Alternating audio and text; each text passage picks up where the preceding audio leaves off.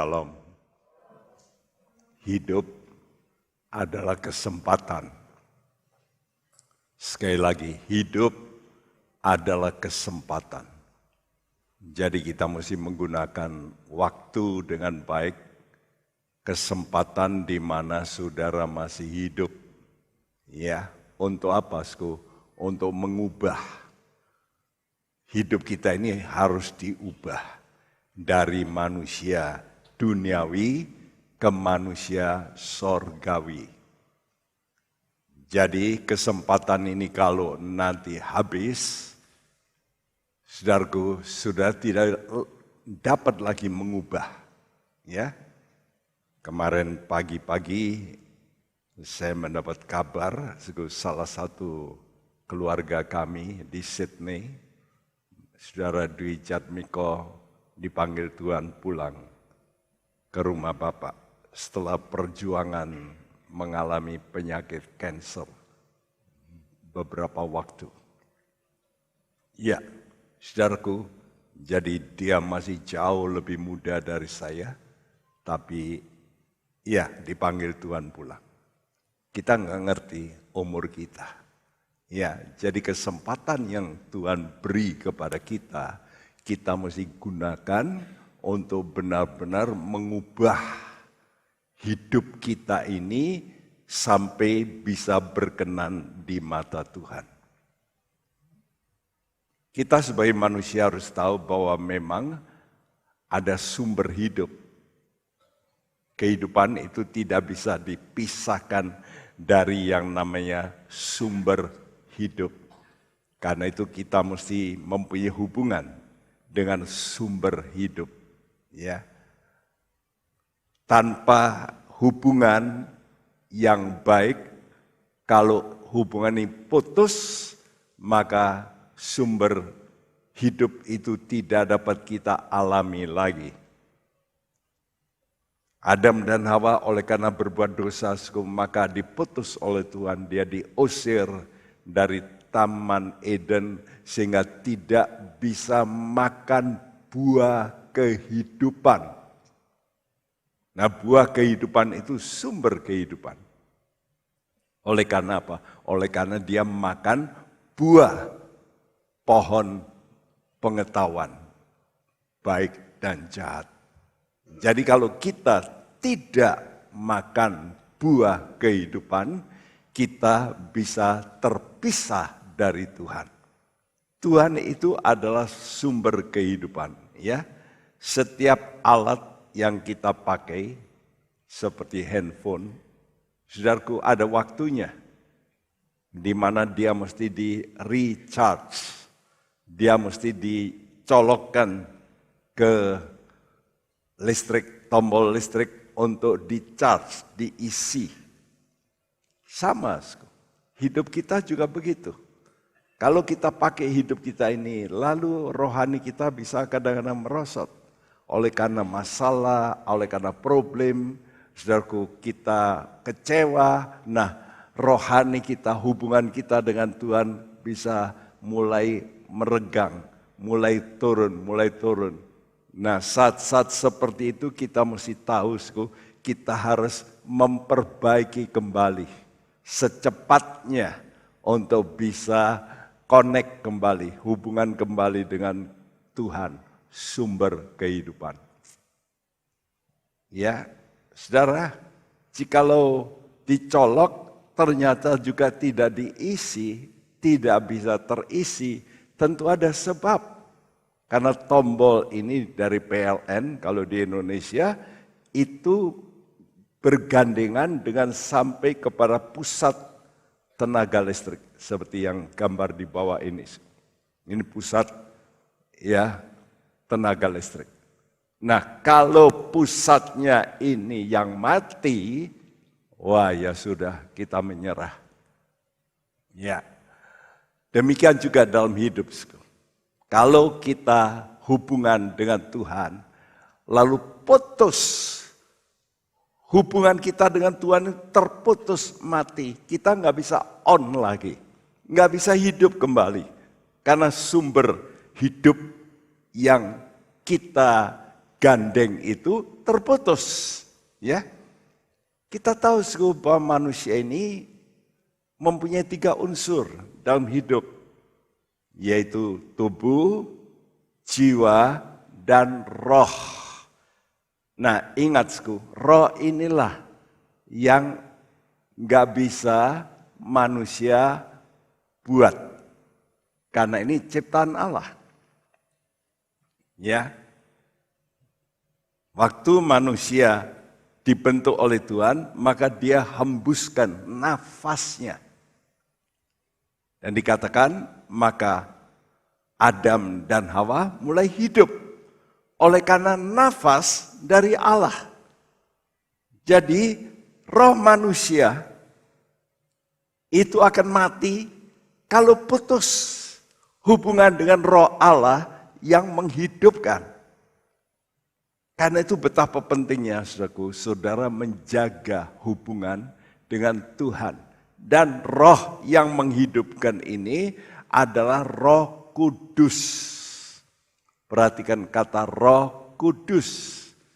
Karena itu segala perkara yang tidak kudus tidak menyenangkan hati daripada roh Allah. Dan kalau tidak menyenangkan, dia bisa undur. Dia bisa menjauh. Nah, ini yang menyebabkan, saudaraku, kenapa kita merasa tertekan. Rasa ada sesuatu kehilangan. Rasa ada satu kekurangan. Ya, mungkin kita punya ini, punya itu, punya kekayaan. Tapi hati kita ini nggak bisa puas. Mengapa? Karena spirit, roh, itu tidak hubungan dengan Roh Kudus. Karena Roh Kudus inilah yang mendatangkan kerajaan. Alkitab mengatakan, kerajaan Allah bukan soal makan minum, tapi soal kebenaran, damai sejahtera, dan sukacita oleh Roh Kudus. Jadi kalau Roh Kudus ini dia mulai berduka, dia mulai tidak senang, maka kita pun akan mengalami hal yang kurang menyenangkan. Ada sesuatu yang kosong dalam batin kita. Saudara, jadi orang itu tidak bisa diukur hanya dengan kekayaan. Kenapa banyak orang kaya hatinya menjadi kosong? Hatinya tidak puas. Karena spiritnya tidak mengalami kerajaan Allah. Nah, ini yang perlu kita jaga. Dan untuk kita menjaga itu, saudaraku, mesti kita hubungan dengan sesuatu yang membuat jalur itu tetap berada pada track, garis, ya, yaitu kebenaran. Karena Roh Kudus, selain disebut Roh Kudus, disebut Roh kebenaran. Segala perkara yang tidak benar pasti tidak kudus. Sekali lagi, segala perkara yang tidak benar pasti tidak kudus. Oleh karena itu kita mesti menjaga kebenaran ini. Dan kebenaran ini tertuang dalam Alkitab kita ini. Tuhan kasih, ini loh kebenaran. Kamu mesti ikuti kebenaran ini. Kalau kamu ikuti, aku akan hadir. Karena Allah itu adalah Allah kebenaran. Tapi kalau kita tidak mau mengikuti apa yang diperintahkan oleh Tuhan sebagai hukum kebenaran, maka roh-roh yang lain, bukan Roh Kudus, karena roh yang najis beroperasi. Karena itu kita melihat di dunia ini sekarang begitu banyak orang terkena yang namanya roh najis. Alam pikirannya lalu berubah, memikirkan yang bertentangan, yang tidak wajar mereka lakukan. Tapi sekarang justru itu dianggap wajar. Saudara, ini menyedihkan. Kalau hal itu terjadi, yaitu kenajisan terjadi, Alkitab mengatakan, maka pasti terjadi hukuman Allah. Karena hidup yang kekal itu adalah kekudusan. Tanpa kekudusan, kita akan terpisah dari Allah. Karena Allah itu kudus. Karena itu marilah, kita mesti hati-hati dalam hidup ini. Ya, mari kita ulangi apa yang Tuhan katakan dalam Injil Lukas pasal 23 ayat 31. Ayat ini kita bacakan bersama. 2, 3. Sebab jikalau orang berbuat demikian dengan kayu hidup, apakah yang akan terjadi dengan kayu kering? Ya, ayat ini sudah saya ungkapkan yang lalu, saya ulangi di sini. Waktu Yesus mau disalibkan, dia harus memikul kayu salib. Di tengah perjalanan, dia dicambuk, dia dipukul. Dan wanita-wanita Yerusalem menangis. Lalu Tuhan menoleh. Tuhan berkata, hai putri-putri Sion, kenapa kamu menangis? Tangisilah dirimu sendiri. Aneh ya. Tuhan tidak perlu ditangisi oleh karena dia disiksa. Tapi Tuhan berkata, kamu jangan menangisi aku yang disiksa. Tapi kamu tangisi dirimu sendiri. Lalu Tuhan berkata begini, sebab jikalau orang berbuat demikian dengan kayu hidup, apakah yang akan terjadi dengan kayu kering? Jadi jelas ini menunjuk kayu hidup itu kepada dia, dirinya, Yesus.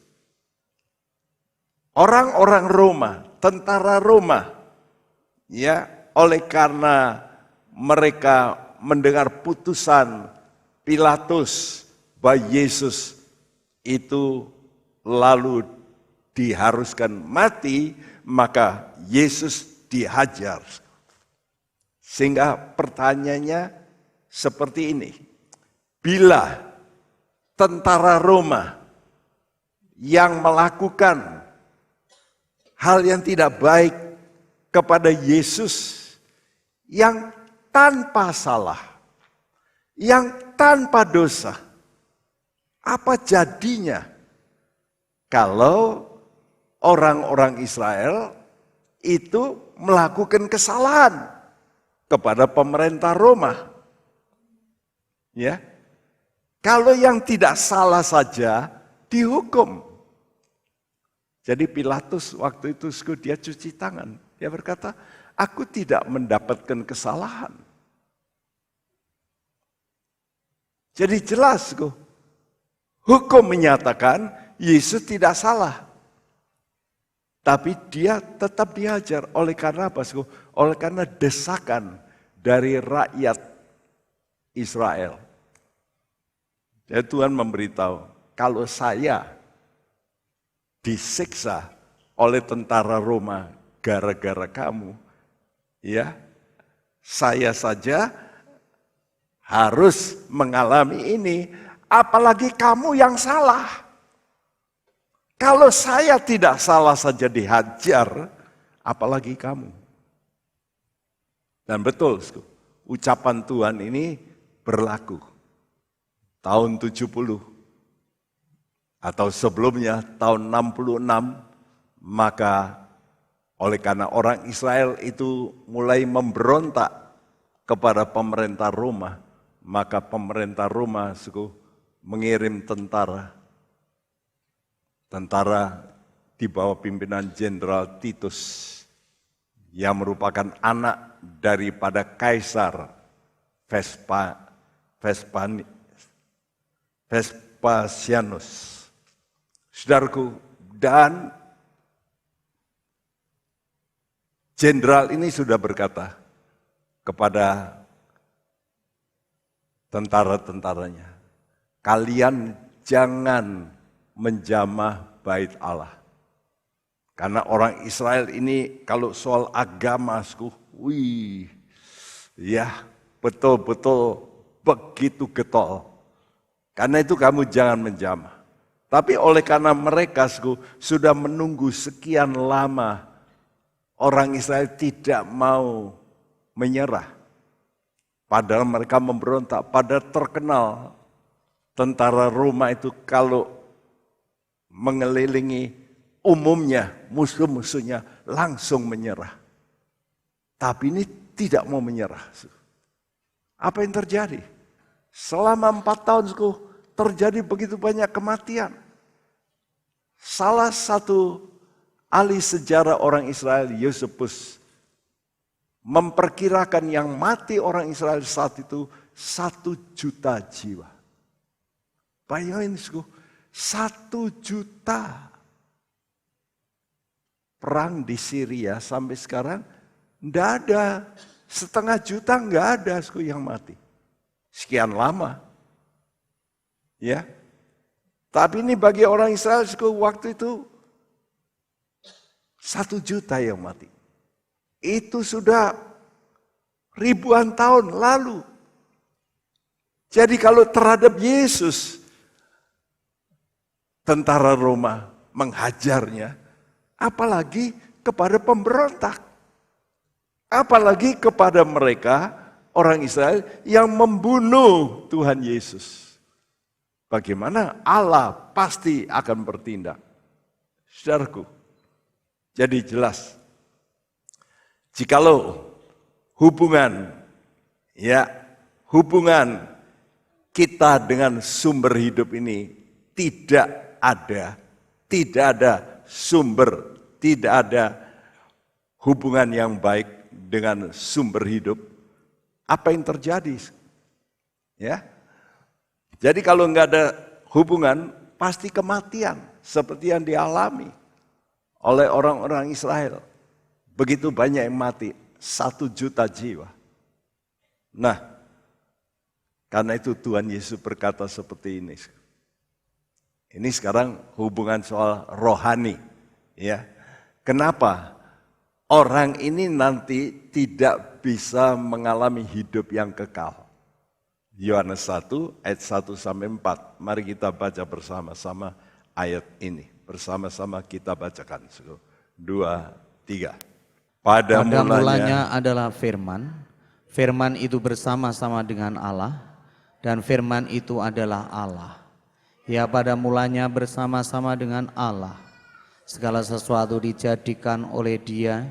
Dan tanpa Dia tidak ada sesuatu pun yang telah jadi dari segala yang telah dijadikan.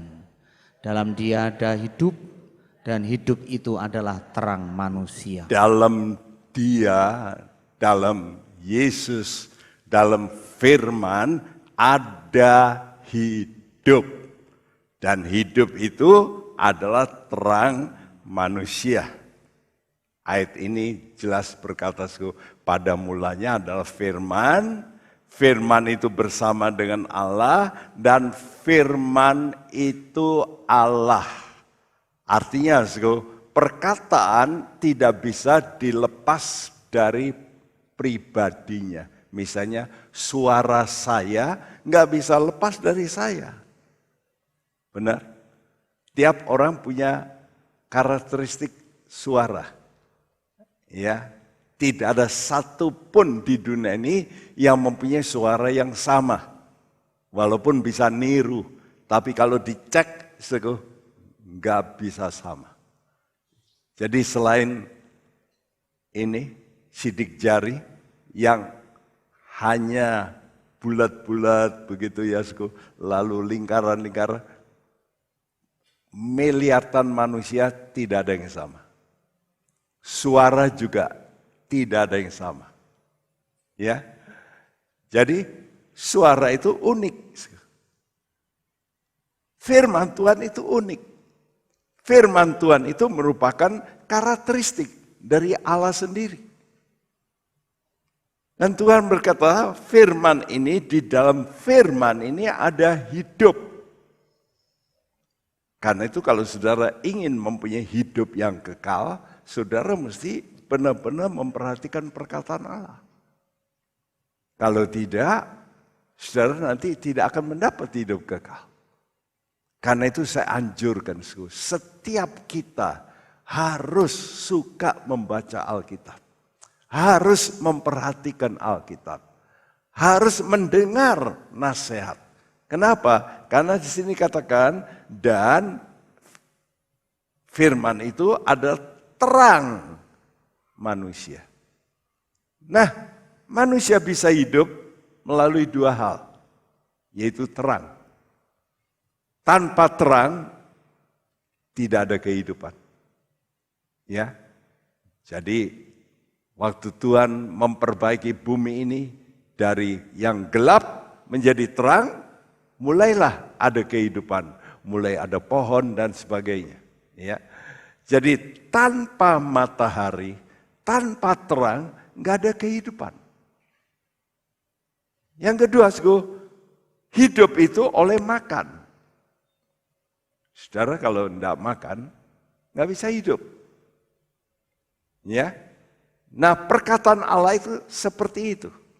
Perkataan Allah itu terang, menerangi untuk batin kita, supaya kita nanti mengalami hidup yang kekal. Dan perkataan Allah itu juga makanan yang harus kita makan. Nah ini penting sekali.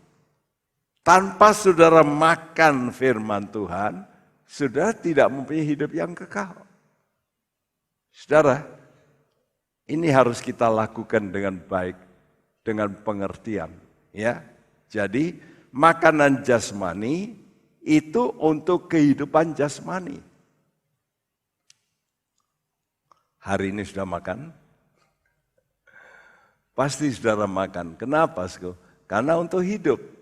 Ya, dan kehidupan jasmani ini, makanan saudara itu sebenarnya untuk membentuk darah. Ya, apa yang saudara makan itu membentuk darah. Karena itu saudara mesti ingat, makananmu itu menentukan darahmu, kualitas darahmu. Karena itu kalau engkau sakit, saya sakit, dicek apanya? Darah. Nah dari situ kita tahu, darahmu sehat apa enggak. Benar? Kalau darahnya enggak sehat, berarti makanannya tidak sehat. Ya. Nah, saudaraku, itu untuk jasmani. Sekarang yang paralel, sejajar. Makanan rohani firman Allah. Karena itu anak-anak pun coba diajar untuk membaca Alkitab. Karena anak-anak ini juga perlu rohani. Supaya dia juga mempunyai kekuatan batin. Karena itu sudah melihat sekarang ada anak-anak yang digoda dengan bermacam-macam hal. Cepat jatuh dalam dosa. Kenapa? Karena dia tidak kuat. Dia dengan mudah kena virus dosa. Ikut teman-teman dan sebagainya. Jadi kita mesti makan makanan rohani. Untuk apa? Kehidupan rohani. Nah, kehidupan rohani ini untuk membentuk jiwa. Jadi sebetulnya firman Allah itu roh. Tapi roh ini untuk memperbaiki jiwa kita. Karena kualitas orang itu tergantung daripada jiwanya. Karena itu kalau kualitas orang itu buruk, berarti orang itu sakit jiwa. Betul enggak? Ya. Karena jiwa itulah pikiran, perasaan, kehendak. Jadi pikirannya aneh, perasaannya aneh. Ini pasti jiwanya aneh, jiwanya nggak beres. Nah kenapa bisa begitu? Ya karena makanannya yang aneh. Dan ada juga orang yang suka baca terus di kamar. Buku tertentu, saudaraku. Akhirnya dia agak seperti orang linglung. Dan kami bakar satu dus besar buku-buku itu. Akhirnya bisa baik kembali. Ini fakta sih, itu makanan ya. Jadi hati-hati dengan bacaan-bacaan. Bacaan-bacaan itu bisa membentuk jiwa saudara. Dan jiwamu juga bisa rusak oleh karena bacaan. Ya. Saudara, Injil Yohanes 15 ayat 5 dan 6, apa kata Tuhan? Mari kita bacakan bersama. 2, 3. Akulah pokok anggur dan kamulah ranting-rantingnya. Barang siapa tinggal di dalam aku dan aku di dalam dia, ia berbuah banyak, sebab di luar aku kamu tidak dapat berbuat apa-apa. Barang siapa tidak tinggal di dalam aku, ia dibuang keluar seperti ranting dan menjadi kering, kemudian dikumpulkan orang dan dicampakkan ke dalam api lalu dibakar. Ya, tadi ditanya Tuhan, kalau untuk kayu yang hidup mereka lakukan seperti itu, apa yang terjadi dengan kayu kering? Nah, di sini ada jawabannya. Apa itu kayu kering? Kayu kering adalah barang siapa tidak tinggal di dalam aku, kata Tuhan, dia akan dibuang keluar seperti ranting, ya, dan menjadi kering. Jadi jelas kayu yang kering itu gambaran orang atau orang Kristen, orang manusia yang tidak mempunyai hubungan dengan Kristus, dengan perkataan Allah. Tidak mau tinggal tetap dalam perkataan Allah. Saudara mungkin sudah menjadi orang Kristen, tapi tidak nuruti, tidak tetap dalam perkataan Allah. Apa yang terjadi? Maka rohanimu akan menjadi kering. Dan kalau kering dikatakan, kemudian dikumpulkan ranting-ranting kering itu untuk apa? Untuk dibakar. Ini satu peringatan untuk kita. Dan untuk saya juga. Untuk kita semua. Mari kita berhati-hati. Kalau kita sudah tidak menyukai perkataan Tuhan, kita anggap perkataan Tuhan itu sebagai satu hukuman, satu aturan yang enggak menyenangkan, maka kita akan menjadi kering.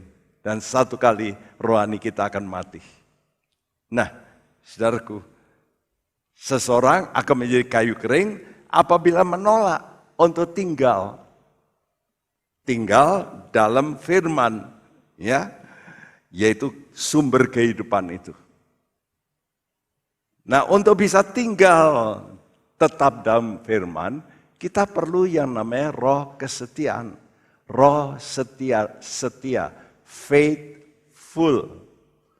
Dan kata faithful itu ada kata faith sebagai kata dasar. Itulah iman, ya, saudaraku. Jadi kalau saudara mau bisa setia dalam perkataan Tuhan, lebih dulu mesti percaya. Percaya kasih Allah. Tadi kita menyanyi pujian, bahwa orang itu bisa berubah, itu oleh karena ngalami kasih Allah. Sudah dibombardir dengan kasihnya Tuhan.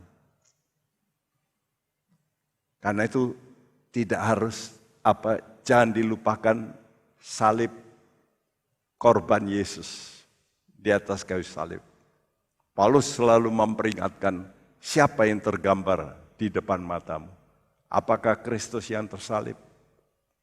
Apakah tiap kali engkau masih ingat bahwa Yesus itu mencintai engkau sampai dia mengorbankan untuk membayar dosamu? Kalau kita ini masih terinspirasi dengan kasihnya Kristus, kita akan bisa menurut kepada Tuhan. Kita bisa berubah. Sikap kita yang gak baik bisa berubah. kalau kita ingat kasih-Nya Tuhan. Karena itu kalau Yesus mau mengampuni, lalu kita ingat, iya, Yesus saja mau mengampuni, masa saya tidak mau mengampuni? Nah itu. Jadi kalau kita ingat kasih-Nya Tuhan, barulah saudara itu bisa nuruti perkataan Tuhan. Saudara bisa berubah hidupmu. Oleh karena engkau nyambung, ya, terhubung dengan kasih Tuhan. Kasih-Nya inilah yang mengubah hidup kita. Sehingga kita tahu begitu Dia mengasihi, Allah itu mau menjelma jadi manusia. Benar-benar. Supaya apa? Supaya kita ini bisa nanti diubah menjadi manusia sorgawi. Dia Allah turun ke bumi untuk kasih contoh supaya kita ini bisa niru.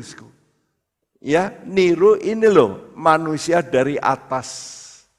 Saya mau niru cara hidupnya manusia dari atas ini. Karena itu mari kita bersekutu dengan firman Tuhan. Nah ini untuk mengubah hidup kita yang manusia duniawi menjadi manusia sorgawi. Ya, untuk ini kita perlu bersekutu dengan pribadi yang sorgawi. Tuhan itu adalah pribadi yang turun dari sorga. Perhatikan, benar-benar Dia itu meninggalkan tahtanya dari sorga turun ke dunia untuk tujuan bersekutu dengan kita. Mari kita baca 2 ayat ini. Yohanes 8 ayat 23 sama-sama. 2, 3.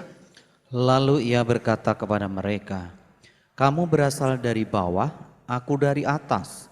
Kamu dari dunia ini, aku bukan dari dunia ini. Ya, aku dari atas. Aku bukan dari dunia, aku dari atas. Yohanes 6 ayat 38, 2, 3. Sebab aku telah turun dari sorga, bukan untuk melakukan kehendakku, tetapi untuk melakukan kehendak Dia yang telah mengutus aku. Ya, aku turun dari sorga bukan untuk melakukan kehendakku sendiri, tapi untuk melakukan kehendak Dia, kehendak Bapa yang mengutus aku. Jadi apa tugasnya Yesus itu sebetulnya? Apakah sudah pikir hanya untuk mengampuni dosa, menebus? Bukan, itu sebagian. Ya, itu awal di mana Dia meluputkan kita dari dosa. Jadi anak manusia itu diutus turun dari sorga ke bumi, itulah Allah menjadi manusia. Apa tugasnya? Tugasnya yaitu menjadikan saudara dan saya itu menjadi manusia Allah. Jadi Allah menjadi manusia supaya manusia menjadi manusia Allah. Ya, saudaraku, 1 Timotius 6 ayat 11 sama-sama kita bacakan. 2, 3. Tetapi engkau, hai manusia Allah, jauhilah semuanya itu. Kejarlah keadilan, ibadah, kesetiaan, kasih, kesabaran, dan kelembutan. Ya, Paulus berkata pada Timotius, hai engkau Timotius, manusia Allah. Wah, jadi kita mesti menjadi manusia Allah. Kita mesti berubah. Jangan tetap menjadi manusia biasa, tapi menjadi manusia Allah. Ya. Jadi Tuhan Yesus, tujuan Tuhan ke dunia ini untuk mengubah manusia duniawi menjadi manusia sorgawi, yaitu manusia Allah. Jadi Tuhan mau mengubah. Dan istimewa itu tergantung daripada jiwa, yaitu darah. Ya, kita berdarah apa ini? Karena itu biasanya orang kalau keturunan raja-raja disebut darahnya biru, berdarah biru. Apa ada tahu orang darahnya biru? Ya darahnya semua merah ya. Tapi itu istilah. Ya. Jadi kita juga mesti mempunyai darah sorga. Ya. Itulah makhluk sorgawi. Kita harus menjadi makhluk sorgawi. Seperti yang dikatakan Tuhan 1 Korintus 15 ayat 48 sampai 49 sama-sama 2-3. Makhluk-makhluk alamiah sama dengan dia yang berasal dari debu tanah, dan makhluk-makhluk surgawi sama dengan dia yang berasal dari sorga. Sama seperti kita telah memakai rupa dari yang alamiah, demikian pula kita akan memakai rupa dari yang sorgawi. Kita semua ini keturunan Adam. Adam dibuat dari apa? Debu. Ya, karena dia berdosa, maka akhirnya mati juga menjadi debu. Jadi keturunan Adam pertama, yaitu kita, lahir dari orang tua kita, lalu diurut-urut, itu urutannya semua keturunan Adam yang pertama, yang berbuat dosa. Ya, akibatnya apa? Semua makhluk alamiah itu akan mati dan kembali kepada debu. Jadi semua akan dikubur. Benar? Semua orang kalau mati, apa disimpan? Dikubur. Jadi apa? Jadi debu. Jadi tanah. Itu Adam pertama yang berbuat dosa. Sekarang Tuhan datang dan Yesus disebut Adam kedua. Kenapa disebut Adam? Karena Adam yang pertama itu tidak punya bapak, tidak punya ibu. Betul? Yesus juga. Yesus tidak punya bapak jasmani. Yusuf itu cuma bapak angkat. Maria bukan ibu sejati. Karena bibit yang dikandung Maria itu dari Roh Kudus. Jadi rahim Maria hanya dipinjam. Karena itu Yesus disebut Adam kedua. Bukan dari debu tanah. Tapi dari sorga. Ya, siapa itu? Itulah firman. Jadi firman ini menjelma menjadi manusia. Yohanes 1 ayat 1 seperti yang kita baca. Ya, coba kita baca ulang. Yohanes 1 ayat 1. Sama-sama 2, 3. Pada mulanya adalah firman, firman itu bersama-sama dengan Allah, dan firman itu adalah Allah. Iya. Jadi pada mulanya ada firman. Firman ini jelma menjadi manusia. Melalui rahim daripada Maria. Jadi proses sekarang bagaimana proses melimpahkan kepribadian Allah. Caranya bagaimana? Allah itu melimpahkan kepribadiannya. Yaitu pelimpahan pribadi sorgawi itu. Dengan kita makan roti sorga. Yesus menyebut dirinya roti sorga. Karena itu ada istilah, you are what you eat. Kamu itu adalah apa yang kamu makan. Jadi memang kalau Anda suka makan goreng-gorengan, minyak-minyak, darahmu pasti banyak minyak, kolesterol. Ya, engkau itu sesuai dengan makananmu.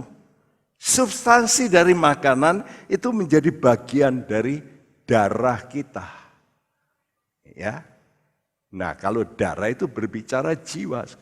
Nah begitu juga, jiwa saudara itu akan menjadi jiwanya seperti Yesus, jiwa sorgawi. Kalau saudara itu suka makan. Makan apa? Makan firman Tuhan yang Tuhan katakan ini roti hidup yang turun dari sorga. Nah ini diberikan pada kita. Karena itu mari kita bacakan ini. Yohanes 6, 48 sampai 58. Tolong bacakan. Akulah roti hidup. Nenek moyangmu telah makan mana di padang gurun dan mereka telah mati. Inilah roti yang turun dari sorga. Barang siapa makan daripadanya ia tidak akan mati. Akulah roti hidup yang telah turun dari sorga. Jikalau seorang makan dari roti ini ia akan hidup selama-lamanya. Dan roti yang kuberikan itu ialah dagingku yang akan kuberikan untuk hidup dunia. Orang-orang Yahudi bertengkar antara sesama mereka dan berkata, bagaimana ia ini dapat memberikan dagingnya kepada kita untuk dimakan? Maka kata Yesus kepada mereka, aku berkata kepadamu, sesungguhnya jika kamu tidak makan daging anak manusia dan minum darahnya, kamu tidak mempunyai hidup di dalam dirimu. Barang siapa makan dagingku dan minum darahku, ia mempunyai hidup yang kekal, dan aku akan membangkitkan dia pada akhir zaman. Sebab dagingku adalah benar-benar makanan, dan darahku adalah benar-benar minuman. Barang siapa makan dagingku dan minum darahku, ia tinggal di dalam aku dan aku di dalam dia. Sama seperti Bapa yang hidup mengutus aku dan aku hidup oleh Bapa, demikian juga barang siapa yang memakan aku akan hidup oleh aku. Inilah roti yang telah turun dari sorga, bukan roti seperti yang dimakan nenek moyangmu dan mereka telah mati. Barang siapa makan roti ini ia akan hidup selama-lamanya. Iya, perhatikan ayat 53. Ya, jikalau kamu tidak makan daging anak manusia dan minum darahnya, kamu tidak mempunyai hidup. Ayat yang ke-57, ya. Sama seperti Bapa yang hidup mengutus aku dan aku hidup oleh Bapa, demikian juga barang siapa yang memakan memakan Yesus, itu akan hidup. Ya, saudaraku, jadi kita ini harus makan Yesus. Jadi kita diperintahkan untuk makan Yesus. Yesus harus kita makan.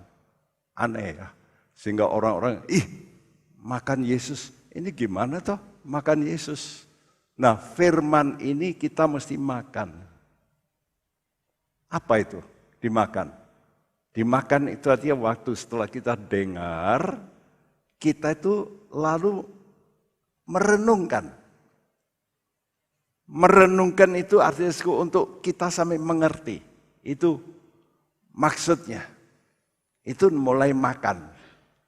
Waktu saudara makan, saudara mulai, wah enak ya. Betul? Selama makanan itu belum masuk mulut dikunyah, saudara tidak akan merasakan. Sama. Jadi perkataan Tuhan itu mesti direnungkan untuk dimengerti. Lalu dilakukan. Sehingga seluruh aspek hidupnya Tuhan itu menjadi bagian hidup saudara yang kelihatan. Itu tadi katakan, barang siapa makan dagingku. Supaya juga menjadi daging saudara. Daging itu yang kelihatan. Ya, jadi orang bisa melihat, wah dia melakukan firman. Jadi praktek hidup yang kelihatan itu namanya saudara, makan firman sampai menjadi daging. Nah, firman ini juga harus menjadi darah. Darah itu artinya jiwa, pikiranmu, perasaanmu, kehendakmu. Itu kelihatan sekali waktu saudara ada problem. Gimana? Perasaanmu gimana?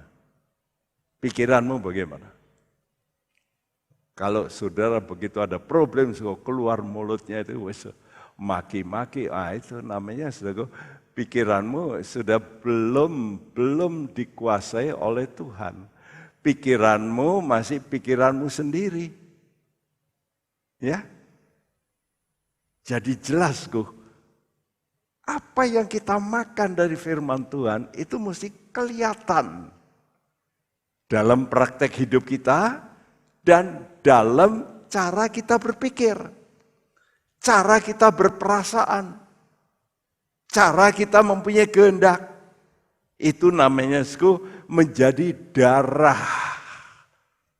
Jadi firman ini harus betul-betul menjadi daging dan darah. Nah, kenapa kok tidak bisa menjadi daging dan darah? Karena ini jarang dilakukan.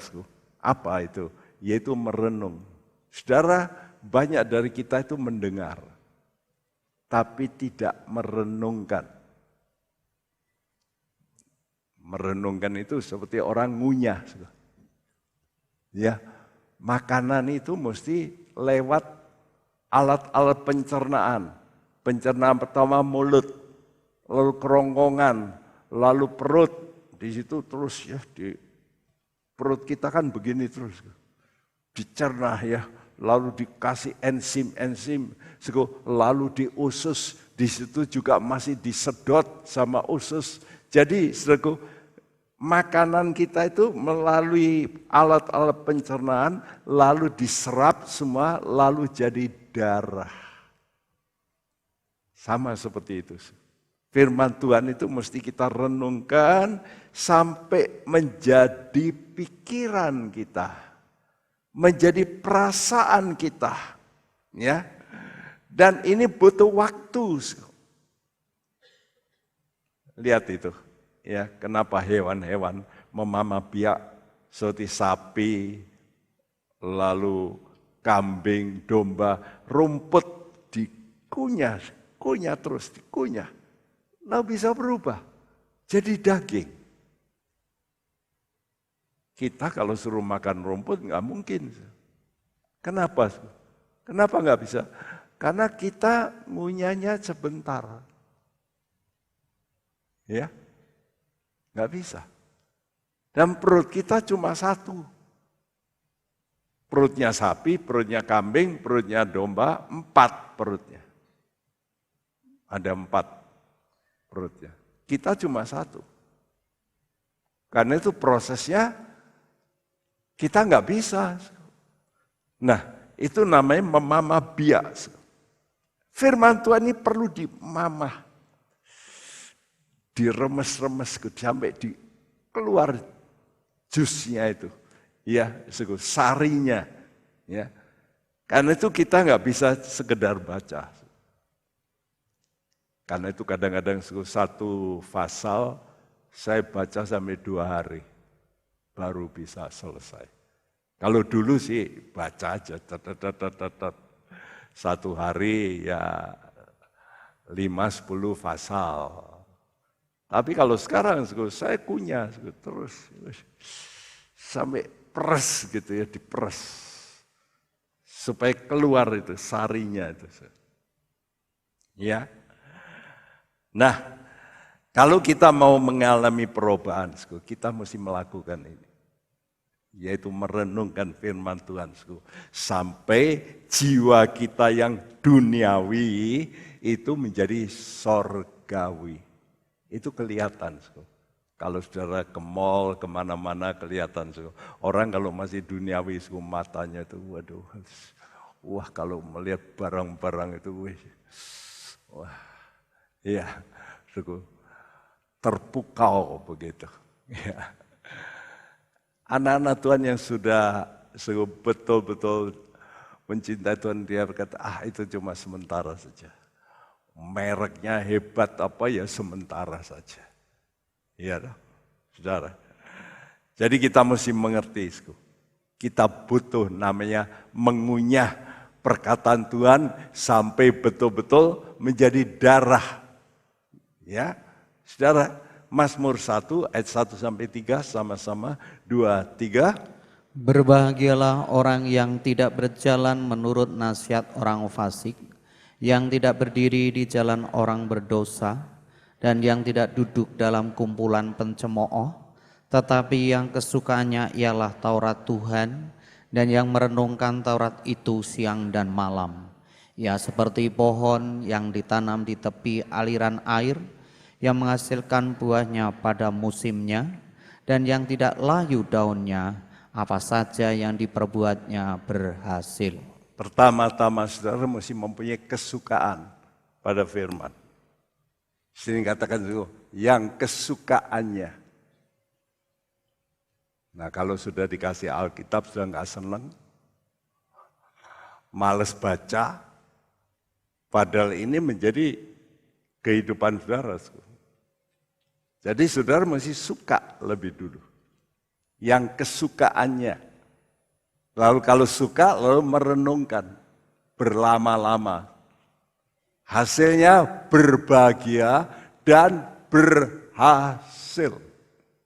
Hidupmu pasti bahagia dan berhasil. Ya. Orang-orang yang kita lihat berhasil dalam Alkitab seperti Daud itu oleh karena dia suka merenung. Dialah yang menuliskan ini. Ya, berbahagia. Orang yang suka merenungkan. Karena itu apakah ada keinginan untuk memiliki kepribadian sorgawi ini? Saudara mesti merindukan ya, nanti hidupmu itu harus seperti Yesus. Nah ini dengan cara apa? Yaitu merenungkan tadi. Ya. Dan Tuhan menyediakan makanan, roti yang turun dari sorga ini. Yaitu firman Tuhan yang hidup. Supaya kita bisa mengalami perubahan.